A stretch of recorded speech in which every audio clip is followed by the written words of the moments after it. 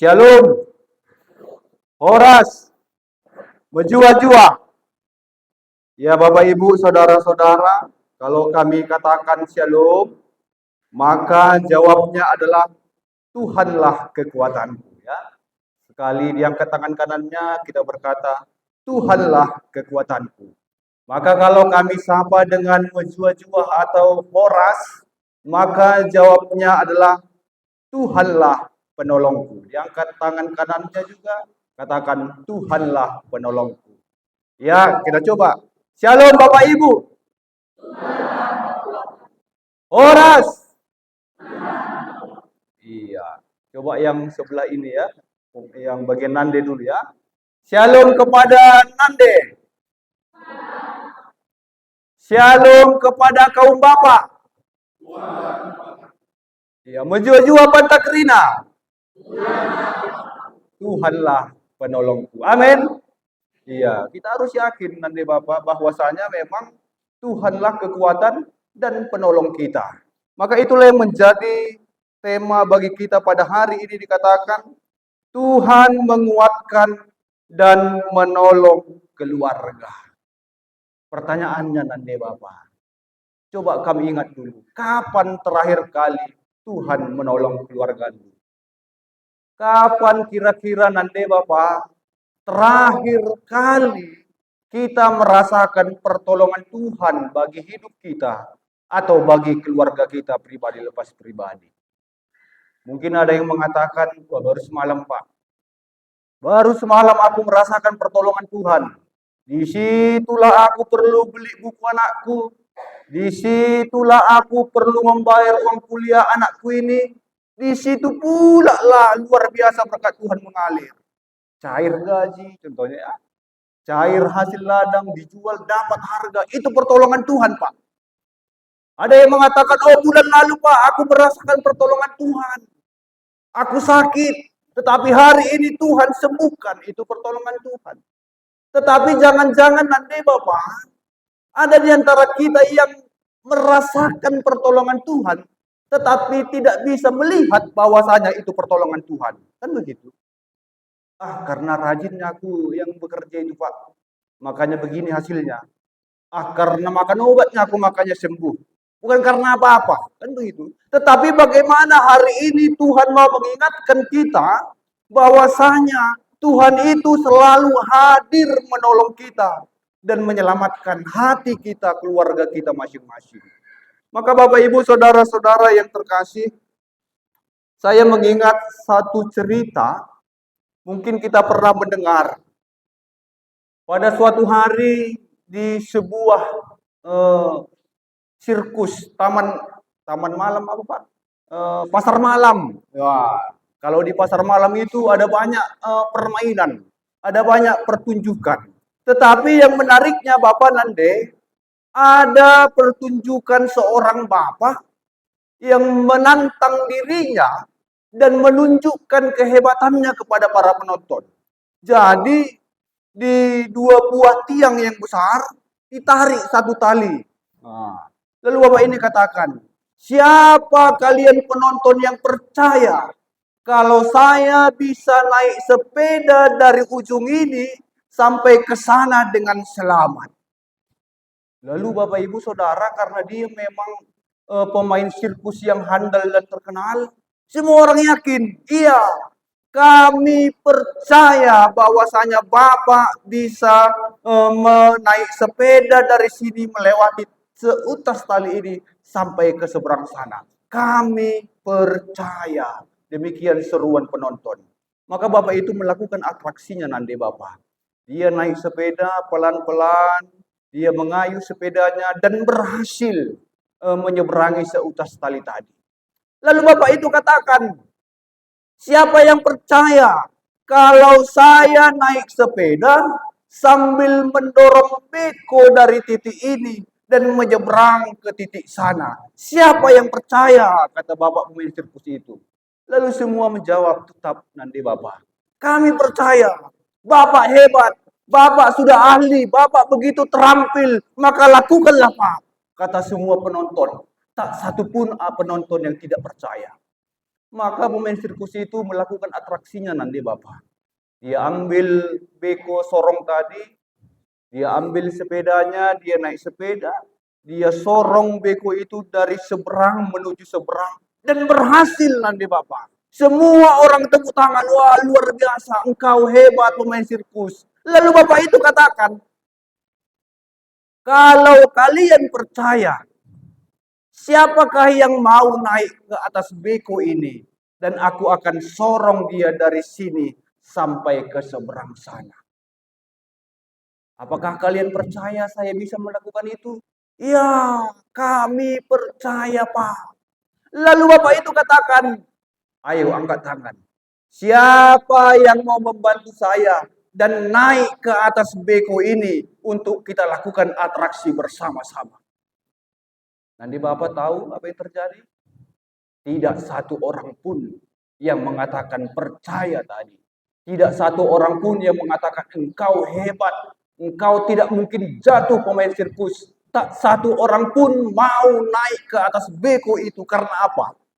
Karena dia takut. Kan begitu. Karena apa? Karena dia tidak mau dirugikan.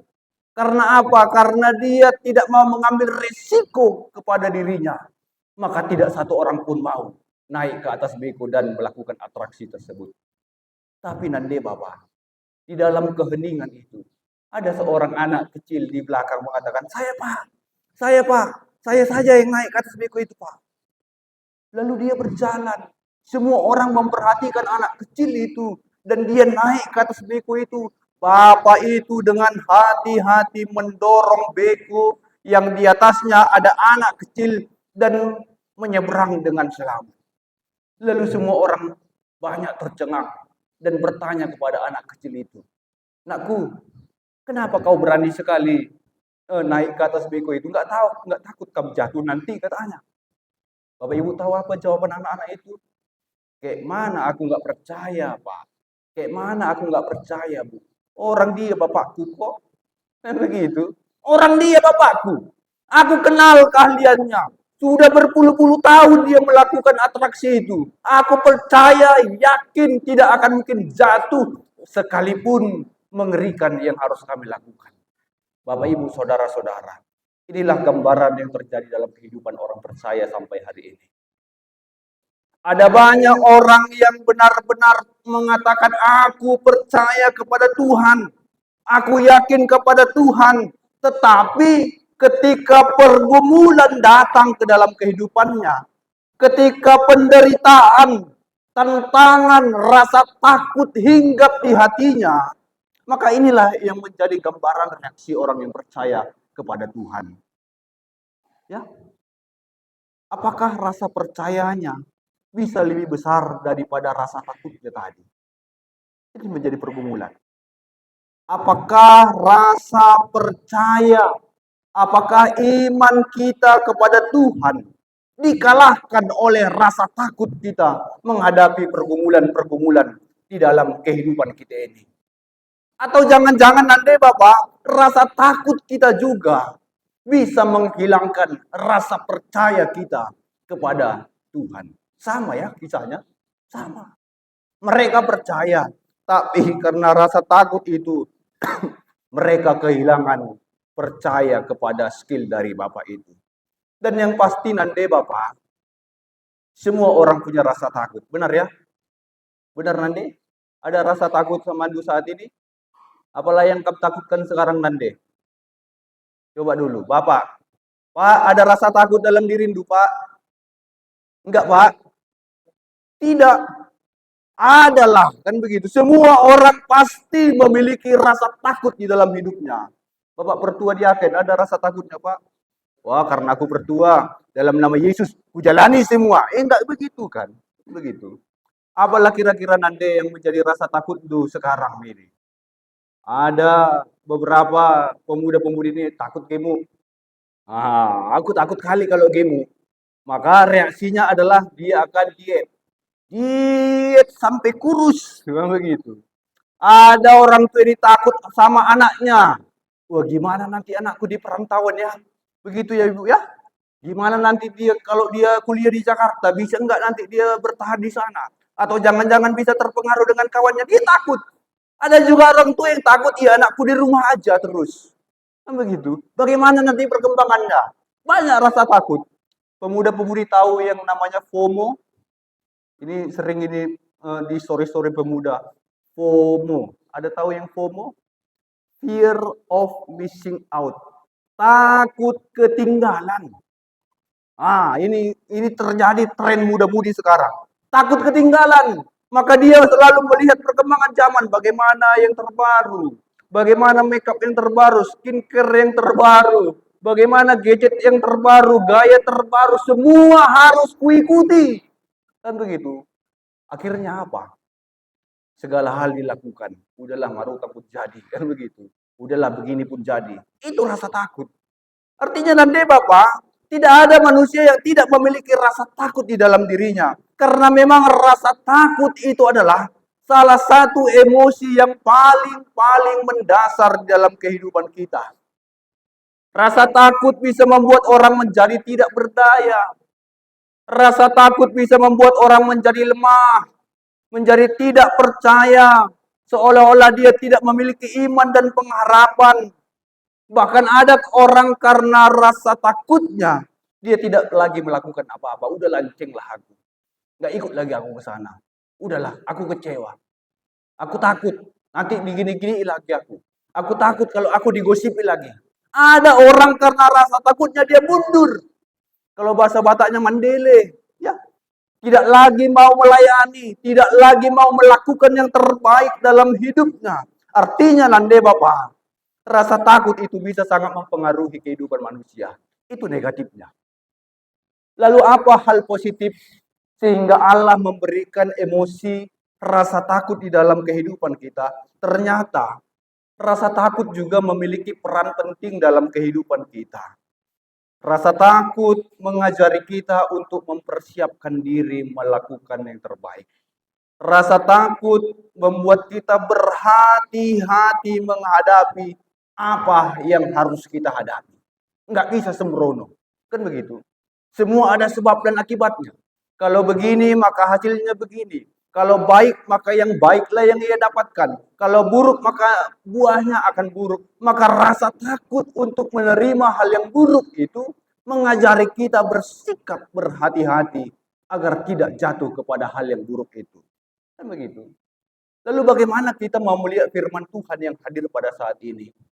Rasa takut juga terjadi bagi murid-murid pada saat itu, Nande Bapak. Tadi kita membaca bagaimana mereka diterpa oleh badai di tengah-tengah laut, tengah malam. Ya, di sana tidak ada Yesus. Mereka menghadapi derita yang luar biasa, ketakutan yang mencekam ke dalam kehidupan mereka. Lihat Nande Bapak, yang menarik sebelum teks firman ini kita lihat adalah ketika murid-murid telah melihat mujizat-mujizat yang dilakukan Yesus. Coba lihat pada Matius 14, judul perikop yang kedua, ayat 13. Di sana para murid menyaksikan kebaikan dan mujizat Tuhan Yesus. Apa yang Yesus lakukan? Yesus memberi makan 5.000 orang. Ya, mereka menyaksikan mujizat, tetapi karena rasa takut mereka akan kapal yang akan tenggelam, mereka tidak lagi mengingat bahwasanya Yesus itu telah melakukan mujizat. Yesus itu adalah yang sanggup menolong mereka. Maka rasa takut mereka membawa mereka lupa untuk berdoa kepada Tuhan. Itu jelas. Apa yang mereka lakukan? Teriak-teriaklah. Berusaha mendayung sekuat tenaga mereka. Melakukan sesuai kemampuan mereka bagaimana kapal itu tidak karam dan tenggelam. Itu mereka lakukan dan lupa untuk berseru kepada siapa? Kepada Yesus yang melakukan mujizat di dalam kehidupan mereka. Saya punya keluarga Nande Bapak yang luar biasa rasa takutnya. Jadi beliau ini pulang dari perantauan, pensiun dari kebun, lalu pulang ke Pematang Siantar dan tidak bekerja apa-apa. Tidak ada kegiatan. Lalu saya katakan, Kian, eh, karena nggak adanya kegiatanmu, berusahalah kita. Jual BBM, jual apa? Bensin eceran atau jual gas lah kita. Bapak Ibu tahu apa jawabannya? Ya janganlah. Nanti kebakaran. Nanti meledak rumah kita ini, janganlah. Oke Kian, kalau kayak gitu usaha kita ternak ayam lah, aku katakan. Kita bikinlah ternak ayam tiap bulan panen adalah penghasilanmu, katakan. Bapak Ibu tahu apa jawabnya? Janganlah, takut aku sama flu burung. Nanti mati semua ayamnya, rugi kita. Kian buka kayak ginilah kita, buka kayak gitulah kita. Apa jawabnya? Janganlah. Nanti seperti ini, nanti seperti ini. Dia takut. Ya, rasa takutnya membuat dia tidak mau maju. Rasa takutnya membuat dia tidak mau bergerak menuju sesuatu yang baik itu. Sama dengan murid-murid pada saat itu. Rasa takut mereka akan kapal yang karam membuat mereka tidak satupun memanggil Tuhan Yesus di dalam kondisi mereka itu. Dan menariknya nanti Bapak, kalau kita baca pada ayat 27 sampai ayatnya yang ke-31, Yesus menghampiri murid-murid pada saat itu. Ya, pertolongan Tuhan tepat waktu. Tidak pernah terlambat. Pertolongan Tuhan tepat pada waktunya. Sekalipun murid-murid tidak minta tolong kepada Tuhan Yesus, tetapi Yesus yang baik itu hadir ke dalam ketakutan mereka. Bahkan karena takutnya, ya siapanya itu? Hantunya itu kata mereka. Mereka tidak lagi mengenal wajah Yesus pada saat itu. Mereka tidak lagi melihat Yesus yang ajaib itu bisa berjalan di atas air. Dan mereka menyangka itu adalah hantu. Itu karena rasa takut. Kan begitu dia. Pada ayat 27 sampai ayatnya yang ke-31. Menarik apa yang menjadi perkataan Petrus. Petrus melihat dan percaya.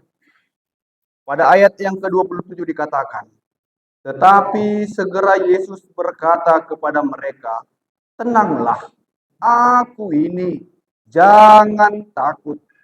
Lalu Petrus berseru dan menjawab dia, Tuhan, apabila engkau itu, suruhlah aku datang kepadamu berjalan di atas air. Kata Yesus, datanglah. Maka Petrus turun dari perahu dan berjalan di atas air, mendapatkan Yesus. Ayat 30, tetapi ketika dirasanya tiupan angin, takutlah ia dan mulai tenggelam lalu berteriak. Yang mana yang menarik nanti Bapak? Ada orang yang mengatakan luar biasa Petrus memiliki iman sehingga dia bisa berjalan di atas air. Kan begitu? Ya benar. Imannya membuat dia berjalan di atas air. Tetapi lihat pada ayat yang ke-37. Seketika dia telah melihat mujizat. Bahkan mengalaminya bisa berjalan di atas air. Dan selama mata Petrus tertuju kepada Yesus, dia bisa berjalan di atas air. Ya, tetapi ketika ia menggeser penglihatannya dari Yesus tertuju kepada angin itu, tertuju kepada gelombang-gelombang yang besar itu, dan rasa takut menguasai dirinya, di sanalah ia mulai jatuh dan tenggelam. Jadi yang mau kami katakan nanti Bapak, jangan fokus kepada masalah. Jangan fokus kepada pergumulan. Tidak. Tetapi alih fokuslah. Berfokuslah kepada Tuhan Yesus. Lihat bagaimana Petrus yang fokus kepada Yesus. Dia berjalan di atas air. Dan lihat ketika dia berfokus kepada sekitarnya. Dia hampir tenggelam dan terjatuh. Syukurlah. Petrus masih berkata, Tuhan tolonglah aku. Kan begitu. Maka Tuhan tolong dia pada waktunya. Begitu dia. Jadi memang sering sekali kita berpikir bahwasanya ketika ya iman kita mulai goyah, Tuhan mulai menjauh. Tidak. Tetapi Tuhan tetap ada bersama-sama dengan kita. Lalu yang berikutnya nanti Bapak, saya pernah mengajar katekisasi di suatu gereja. Lalu saya katakan, nah gambarkan dulu satu gambar yang menunjukkan keadaan keluargamu. Ya. Jadi ada satu gambar yang menarik nanti Bapak. Jadi anak-anak ini banyak gambarnya. Ada rumah, ada pohon ceri, ada ayun-ayun. Ya begitu biasanya gambar anak SD kan begitu. Tetapi ada satu orang yang menggambar kapal. Digambarnya kapal. Kukatakan gambarlah rumah, tapi digambarnya kapal. Wah, jadi digambarnya lah kapal. Di dalam kapal itu ada 7 orang yang sedang bergandengan tangan. Lalu kapal itu di tengah-tengah lautan yang sedang bergelombang ya. Ada petir, ada awan hitam, ada angin puting beliung, gelombangnya besar. Hampir sama dengan teks firman Tuhan ini. Lalu kutanyalah nanti Bapak, kenapa kau gambar kapal, nakku? Padahal yang kusuruh gambarlah suasana rumahmu. Siapanya 7 orang yang bergandengan tangan ini? Lalu dia bercerita begini nanti Bapak. Pak, inilah suasana rumah kami. Seperti kapal ini yang di tengah-tengah badai kehidupan. Ada gelombangnya, Pak. Ada badainya, ada anginnya, ada petirnya. Begitu keluarga kami pada saat ini. Kacau balau. Banyak pergumulan, banyak kesusahan yang kami hadapi. Lalu nak, siapalah yang 7 orang ini? Kalian kan di dalam keluarga 4-nya anak bapakmu. 2-nya orang mama dan bapak, 6 harusnya. Kenapa 7 orang? Iya Pak, inilah bapakku, inilah mamaku, inilah abangku, inilah kakakku, inilah kakakku, dan inilah aku. Kami semua bergandengan tangan pada saat itu. Lalu nak, siapa yang 1 orang ini kukatakan? Itulah Tuhan Yesus Pak, katanya. Wah, bayangkan nanti Bapak, anak katekisasi biasanya umur berapa itu? SMP, SMA begitu ya. Dia bisa berefleksi demikian. Selama keluarga kami bergandengan tangan, maka sebesar apapun gelombangnya bisa kami hadapi bersama-sama. Itu poin yang pertama. Tetapi ternyata tidak cukup nanti Bapak. Jika hanya keluarga yang bergandengan tangan, tidak. Tidak cukup hanya ketika suami istri bergandengan tangan, tidak. Harus juga ikut anak-anak bergandengan tangan bersama dengan orang tuanya. Dan itu pun tidak cukup nanti Bapak. Harus ikut juga Tuhan Yesus bergandengan tangan dengan semua anggota keluarga. Amin. Ya begitu. Ketika Tuhan Yesus ada di tengah-tengah keluarga kita, sama seperti kapal yang hampir tenggelam. Mungkin ada yang merasa di dalam keluarganya hampir tenggelam. Ada yang merasa bergumul di tengah-tengah keluarganya. Sudah tidak tahu lagi ada pengharapan. Sudah tidak tahu lagi bagaimana jalan keluar. Tapi ketika Yesus hadir dan bergandengan tangan bersama-sama dengan kita, di sanalah pertolongan Tuhan terjadi dalam kehidupan orang yang percaya. Bapak Ibu Saudara-saudara, sebelum kita mengakhiri khotbah ini, saya ingin kita memuji Tuhan dari Kidung Jemaat 410. Tenanglah kini hatiku. Coba kita buka nanti Bapak.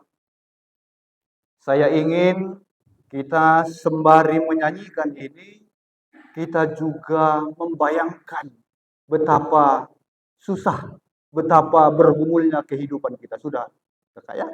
Baik, kita puji Tuhan dari Kidung Jemaat 410, tenanglah kini hatiku.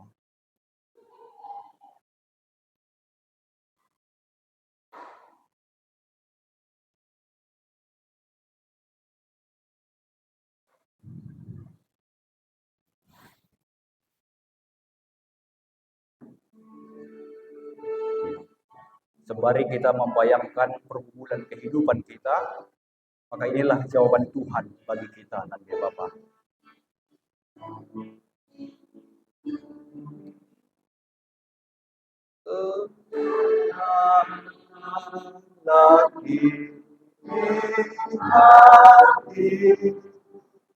Tuhan pemimpin langkahku, yang sangat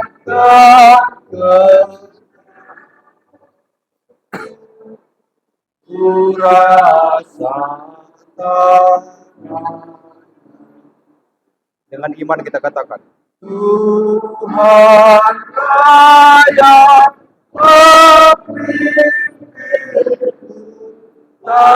tanganku di tengah hatiku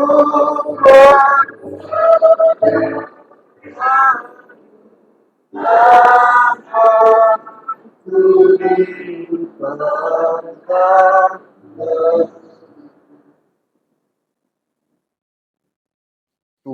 yang membimbingku, ya.